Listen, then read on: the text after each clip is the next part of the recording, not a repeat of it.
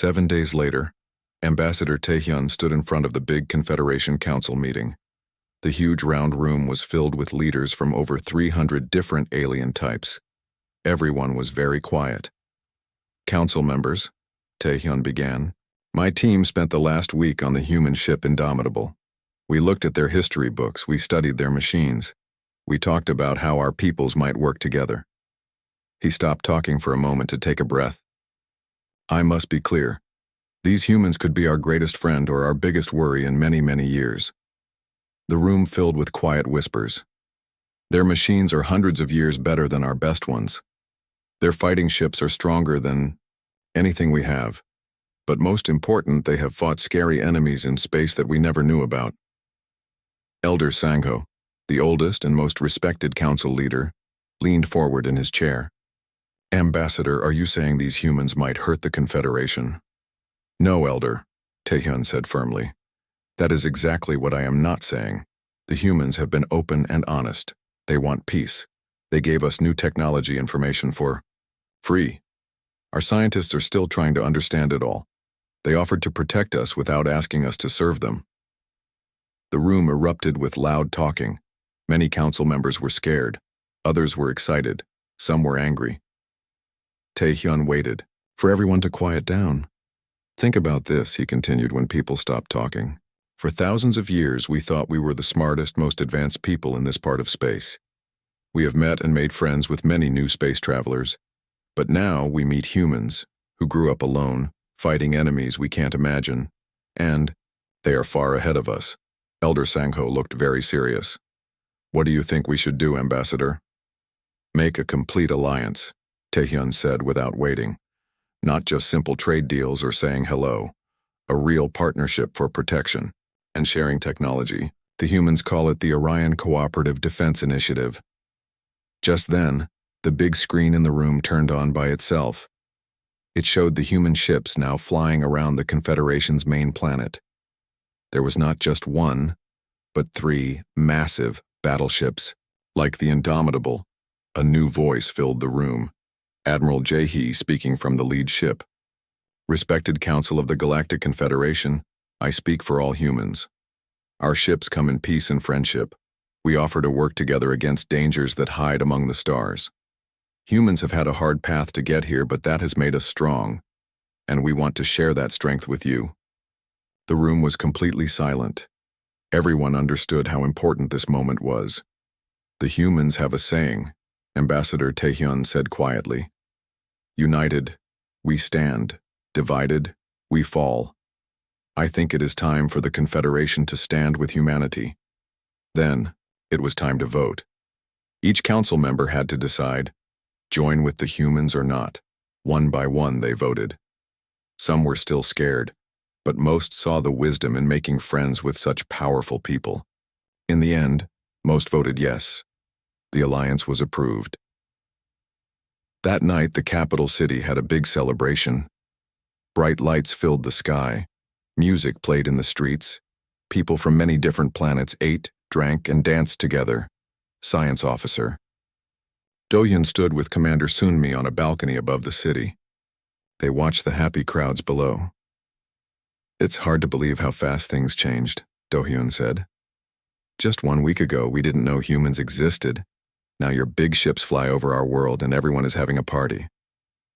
Sunmi smiled. She looked up at the night sky where they could see the outline of the Indomitable against the stars. That's how life works, Do-hyun.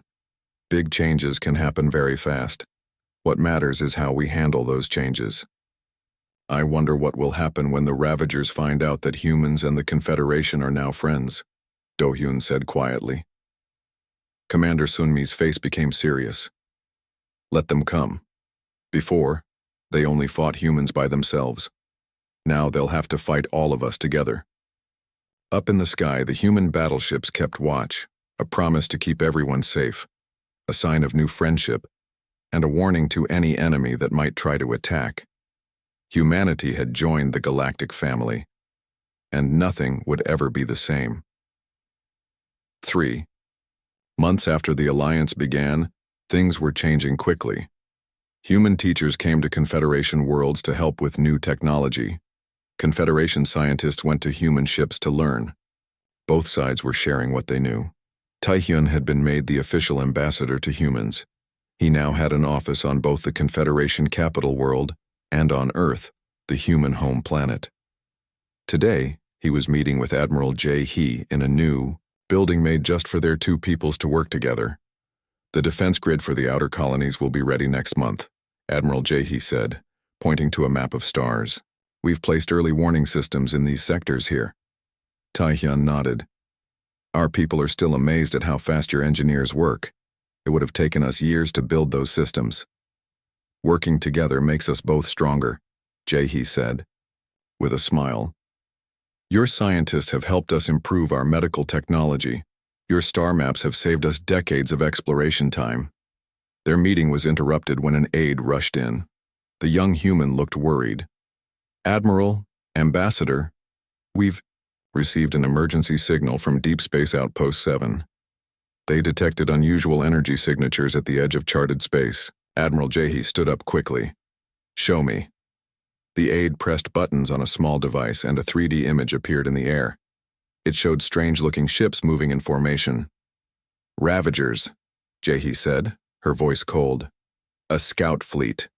Taehyun felt, his 4 hearts beating faster. Are you certain? I fought them enough to know, Jae-hee replied. They're testing our defenses, seeing if the Alliance has made any changes to this sector.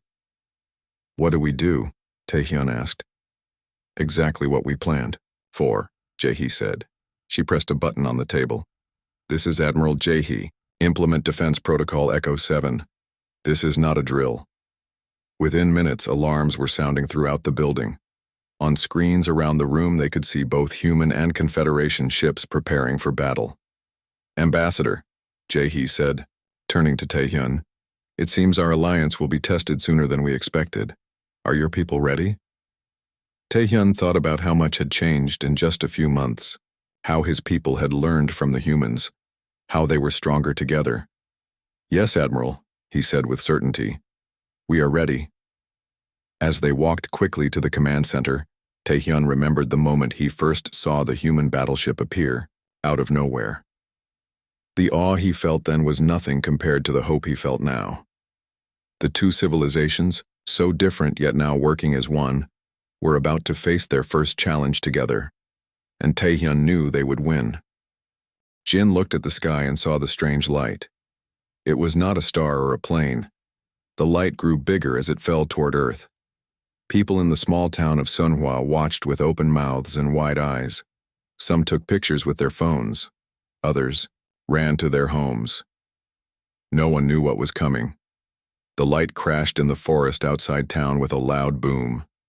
The ground shook. Windows rattled. Car alarms went off. Then everything was quiet again. Jin was not a brave man. He worked at the local hospital as a cleaner. But something pulled him toward the crash site. He took his bicycle and rode to the edge of the forest. He was not the only one. About 20 people had gathered, keeping a safe distance. Should we call someone? A woman asked. I already called the police, said an old man. They're on their way. But Jin couldn't wait. He walked into the forest, following the trail of broken trees. The others called for him to stop, but he kept going. He felt like he had to see what had fallen from the sky. After walking for 10 minutes, Jin found it. A metal object about the size of a small car sat in a smoking crater. It was smooth and silver with no windows. Jin had never seen anything like it. He stepped closer. The object made a hissing sound. Jin stopped walking. A door opened on the side of the object. Light poured out, so bright that Jin had to cover his eyes. When he looked again, something was standing in the doorway. It was not human. It stood on 2 legs but was taller than any person Jin had ever seen. Its skin was pale blue. It had 4 arms and a head with 3 black eyes. It wore a suit that seemed to glow. Jin wanted to run, but his legs wouldn't move. The creature looked at him. Then it spoke in a strange voice. Help, it said in perfect Korean. Sick. Many sick. Then it fell to the ground. Jin ran to the creature without thinking. He touched its skin. which felt cold and rough like sandpaper. The creature was breathing fast and shallow. Jin saw that its blue skin had dark spots on it like a rash. "I'll get help," Jin said, not sure if the creature could understand him. But before he could leave, the creature grabbed his arm with one of its 4 hands. Its touch was gentle but firm. "Warning," it said. "Disease. Danger." Then it pulled something from its suit. It looked like a small silver ball. The creature pressed it into Jin's hand. "Data," it said. "Show scientists." Jin nodded. He put the ball in his pocket. Then he ran back to town as fast as he could. The next day, Jin sat in a clean, white room. Men and women in protective suits asked him many questions. They had taken the silver ball and put it in a special container. They had taken blood from Jin and made him take a shower with special soap. Now they were waiting. Dr. Han, the lead scientist, came into the room. He looked worried. "The alien is dying," he said. "It has some kind of virus that's attacking its cells. It tried to warn us." "What about the silver ball?" Jin asked. "It contains information about the virus. The alien ship was part of a bigger fleet. They were running from this disease that was killing their people. They came to Earth looking for help." "Can we help them?" Jin asked. Dr. Han shook his head. "I don't think so. The virus is like nothing we've ever seen. It changes to attack whatever organism it infects. The alien says it has already killed billions, across many planets." Jin felt cold fear in his stomach. "Will it kill us too?" Dr. Han looked at his tablet. "That's the strange thing. We tested the virus on samples of human blood. It tries to infect our cells, but then it stops. Something in our DNA seems to fight it off." "So we're safe?" Jin asked. "Maybe, but we need to be careful. The virus might change again to attack humans, and it could still infect animals and plants on Earth." A loud alarm started to ring. Dr. Han's tablet beeped. He looked at it and his face went pale. "What's wrong?" Jin asked. "The containment field around the alien ship has failed. The virus has escaped." The next week was chaos. The virus spread faster than anyone thought possible. It started with animals near the crash site. Birds fell from the sky. Fish floated dead in the rivers. Dogs and cats got sick and died. The virus moved from one species to another, changing each time to become more deadly. The government put Sunhua under quarantine. No one could enter or leave. Soldiers in protective suits patrolled the streets. Scientists from around the world came to study the virus. They set up labs in the hospital where Jin worked. Jin helped the scientists. He brought them food and cleaned their rooms. He listened to their talks. The virus was spreading beyond Sunhua now. It had infected farm animals. In nearby towns, people were afraid it would destroy all animal life on Earth, but humans still didn't get sick. The virus tried to infect them, but it couldn't. No one knew why. One day, Jin was cleaning Dr. Han's lab when he overheard something interesting. "Doctor." Han was talking to another scientist. "Look at this," Dr. Han said. "When the virus enters human cells, our DNA doesn't just fight it off, it absorbs it." "What do you mean?" the other scientist asked. "The virus genetic material is being integrated into our genome, but instead of harming us, it seems to be making our cells stronger." Jin stopped cleaning to listen more carefully. "That's impossible," the other scientist said. "No organism can just absorb a hostile virus like that." "I know," Dr. Han said, "but look at the test results. People exposed to the virus are showing changes. They heal faster. Their immune systems are stronger. It's like their bodies are using the virus to improve themselves." "This changes everything," the other scientist said. "If we can understand how humans absorb the virus, we might be able to save other species." Jin looked at his hands. He had been exposed to the virus when he found the alien. Was his body changing? He didn't feel different. But maybe the changes were happening too slowly to notice. That night, Jin cut his hand while cooking dinner. It was a small cut, but it should have bled and hurt. Instead, the wound closed as he watched. In just minutes, there was only a thin red line where the cut had been. Jin knew then that Dr. Han was right. The virus was changing humans, but not in a bad way. For some reason, humans could take this deadly virus and make it part of themselves. Sector. Alien had come to Earth looking for help. It didn't know that humans were the only species that could fight the virus. Now the alien was dead, but its warning had given Earth time to prepare. Jin looked out his window at the empty streets of Sunhua. He thought about the virus spreading across the world, killing animals but making humans stronger. He didn't know what would happen next, but he knew that everything had changed when that light fell from the sky. 3 months later, the situation had deteriorated beyond what even the most pessimistic models had predicted. The reshaping plague had spread to every continent, adapting with frightening speed to new hosts and environments. Wildlife populations were collapsing worldwide as the virus rewrote their genetic material, causing grotesque mutations before eventual system failure.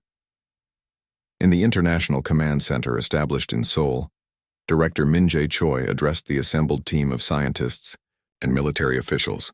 The latest reports confirm that 38% of all non-human vertebrate species show infection rates above 60%, he stated, his voice steady despite the catastrophic news. Insect populations are declining at an even faster rate.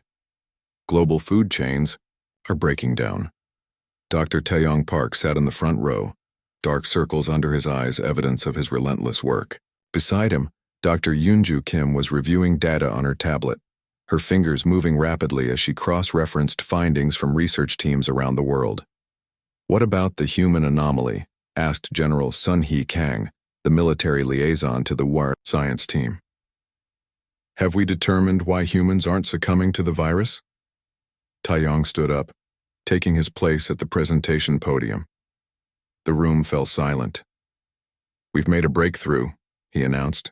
"After analyzing thousands of tissue samples from both infected and uninfected humans, we've isolated a unique component in our immune response." He brought up a complex molecular diagram on the main screen. Humans possess an unusual enzyme combination that appears to be the result of ancient viral DNA that was incorporated into our genome approximately 50,000 years ago. This genetic sequence is absent in the Galateans and all other Earth species we've tested. Yoonju added, "Essentially, our ancestors survived another viral invasion millennia ago, and that experience left us with a genetic defense against this new threat." "More than a defense," Taeyong continued. "The reshaping plague isn't just being neutralized by human cells, it's being absorbed and repurposed. Our DNA is incorporating elements of the viral code, using it to strengthen cellular integrity." A murmur ran through the assembled officials. "Are you saying humans are evolving because of this virus?" Director Choi asked, his professional demeanor cracking slightly. "Not exactly evolving," Taeyong clarified. "But we are adapting at a cellular level. Some infected individuals are showing enhanced immune responses to other pathogens. A few are demonstrating accelerated healing capabilities." General Kang leaned forward. "Could we use this human resistance to create a treatment for other species?" Yoonju and Taeyong exchanged glances. "That's our current focus," Yoonju replied. "We're synthesizing the human enzyme complex to test on infected animal populations. But there's a complication." Taeyong nodded. "The 2 remaining Galatean survivors have informed us that this isn't the first time the reshaping plague has appeared in their region of space. According to their records, it tends to emerge cyclically, approximately every 10,000 years, affecting multiple star systems." "And?" prompted Director Choi. "And they believe it's not a natural phenomenon," Taeyong said gravely. "They think it's engineered, a weapon deployed by an unknown intelligence." The room fell completely silent as the implications sank in. Part 3. The Discovery, the Galatean science vessel. Horizon Seeker had arrived 6 weeks after the initial crash, bringing with it advanced medical technology and a team of xenobiologists, eager to study the human resistance to the reshaping plague. The massive ship now orbited Earth, a temporary embassy and research platform that symbolized the growing alliance between the 2 species. Aboard the vessel, Dr. Taeyong Park worked alongside Galatean chief scientist Elarath in a specially designed laboratory. Through adaptive translation technology, they had developed an efficient collaborative relationship. Your hypothesis about the viral absorption mechanism is consistent with our latest findings, Elarath said, her copper-toned skin reflecting the blue light of the holographic displays. The human genome contains traces of at least 7 ancient, viral integrations that created a cascading defense system. Taiyong nodded, studying the 3-dimensional model of human DNA with the highlighted viral segments. We've started calling it the Ancestral Viral Defense System, AVDS. But I'm more interested in what you discovered in the archaeological database.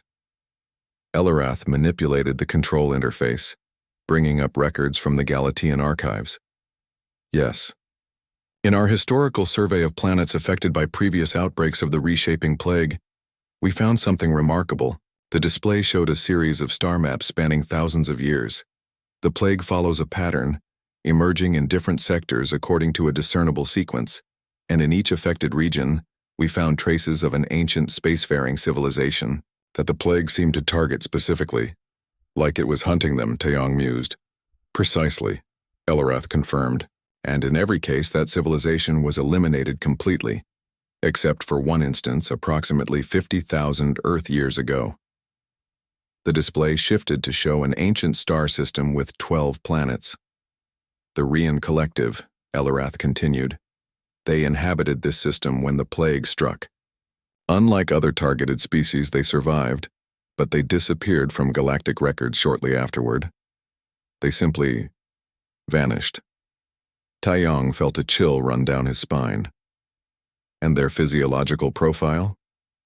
Elarath hesitated before responding.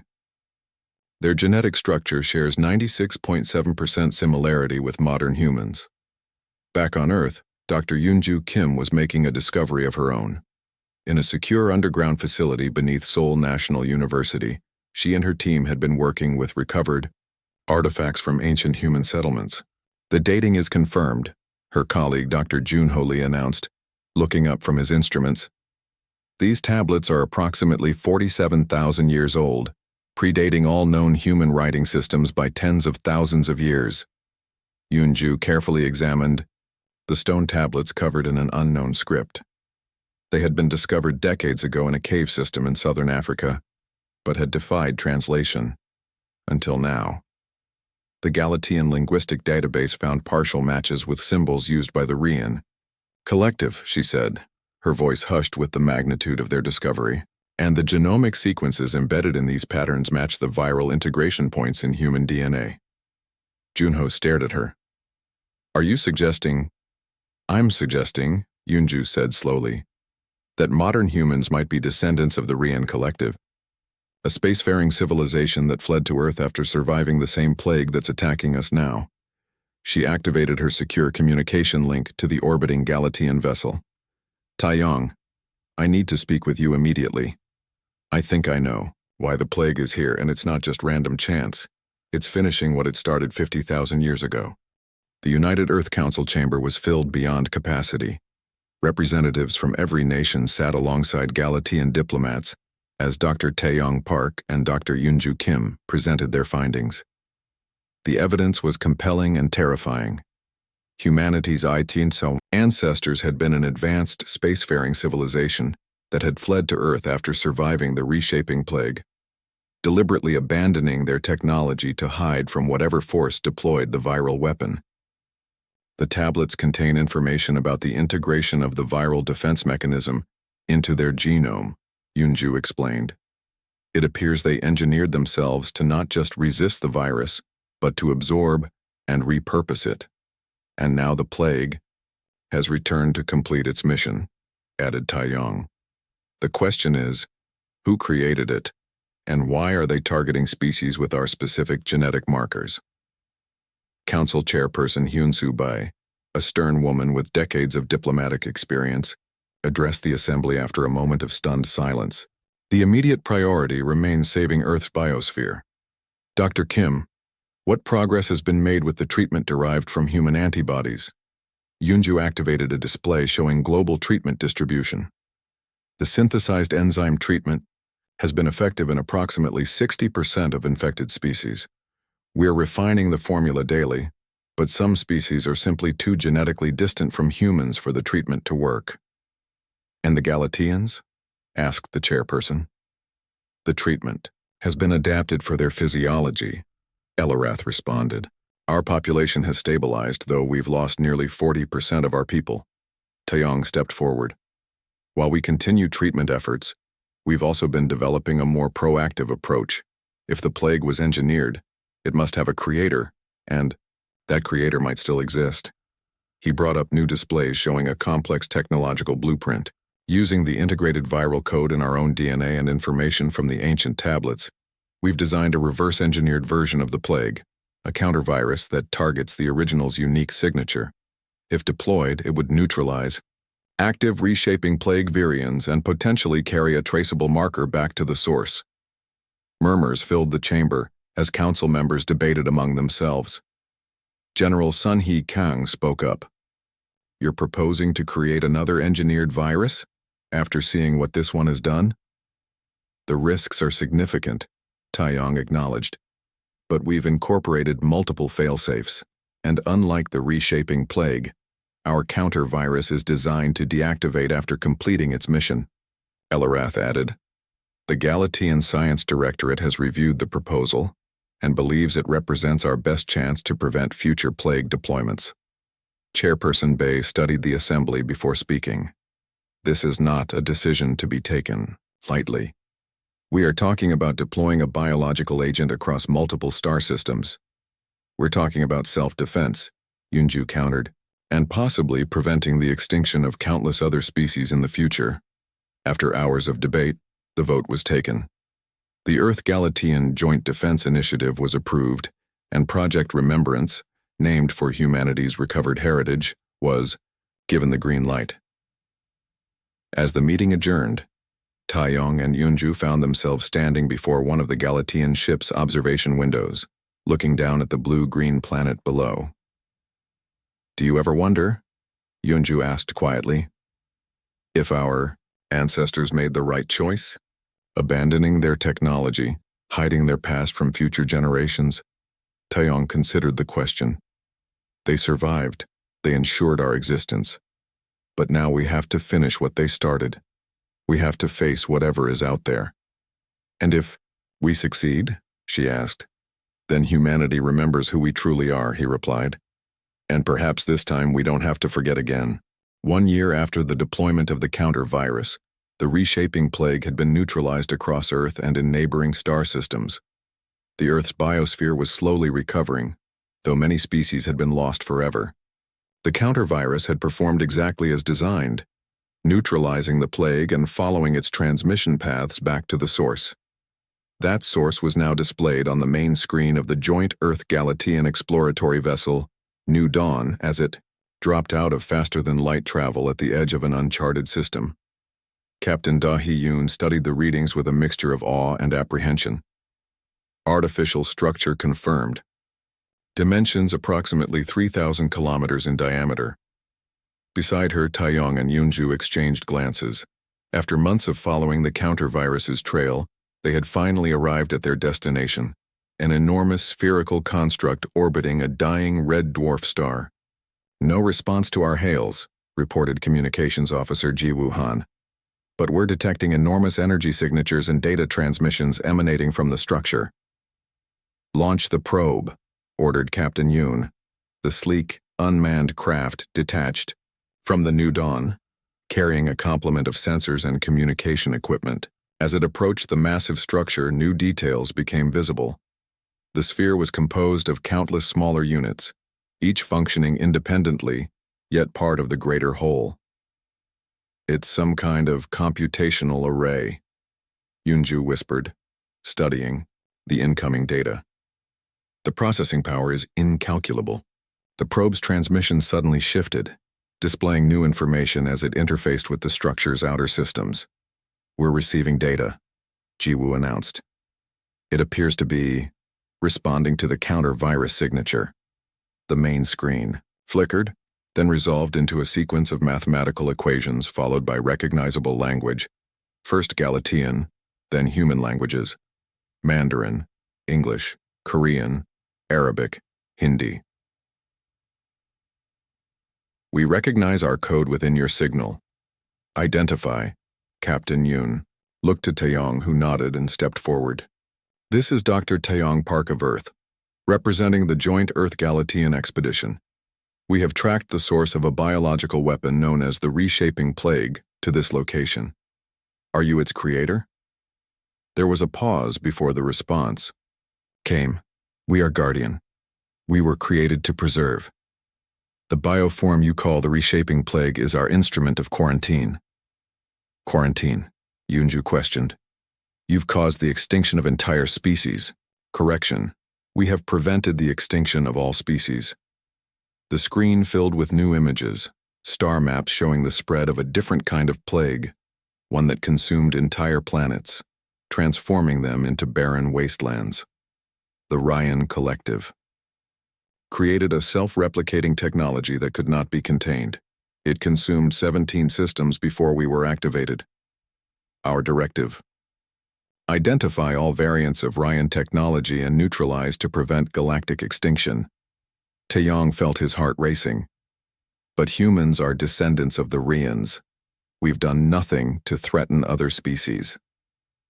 Analysis of your counter-virus confirms you have integrated our quarantine code. You have evolved beyond Ryan parameters. You are no longer targeted. Then why send the plague to Earth at all? Demanded Captain Yoon. Routine surveillance detected advancing technology matching Ryan patterns. Quarantine was initiated as programmed. Your response was unanticipated, unprecedented. Yoonju stepped forward. Your quarantine has devastated our planet's ecosystem. Countless innocent species have been wiped out. A pause, longer this time. Regrettable collateral impact. Our programming prioritizes prevention of galactic extinction event above all other outcomes. And now? Asked Taeyong. What happens now that we've found you? We have analyzed your counter-virus. Design. It shows sophistication and restraint. You could have designed it to destroy. Instead, you designed it to communicate. Your species has evolved. You have absorbed the lessons of your ancestors' failure. You have transcended your origins. Images appeared on the screen. Technical schematics, star charts, biological information, flowing, faster than they could comprehend. We offer reparation, knowledge to restore your world, and a proposal. Become guardians with us, help refine our methods, prevent extinction through means other than quarantine. The crew of the New Dawn stood in stunned silence as the implications became clear. The ancient AI had been created with a single purpose, preventing a technological apocalypse, and had carried out its mission with ruthless efficiency for countless millennia. But now, faced with humanity's unexpected evolution, it was offering something new: partnership. 3 months later on Earth, Taeyong stood with Yoonju on the observation deck of the newly constructed Guardian Interface Facility. Below them stretched the reclaimed lands of what had once been a virus-ravaged wilderness, now teeming with life, some original, some recreated from genetic archives, and some entirely new species designed to fill ecological niches left vacant by the plague. Do you think we made the right choice? Yoonju asked, echoing the question she had posed a year earlier. Taeyong considered the Guardian knowledge now flowing into human and Galatean databases, cures for diseases, clean energy technologies, ecological restoration methods, all carefully monitored to prevent the very scenario the Guardian had been created to stop. I think we did what humans have always done, he replied. We absorbed something that should have destroyed us, and we made it part of our strength. Above them in the night sky, new stars were becoming visible, Galatean ships and human vessels working together to establish the first outposts of a new Guardian network. This time the mission would not be quarantine and destruction, but conservation and growth. Our ancestors fled and hid, Taeyong continued. We chose to stand and communicate. That makes all the difference. Yoonju smiled, taking his hand as they looked up at the stars, their future. Not bad for a species that was supposed to be wiped out by a virus.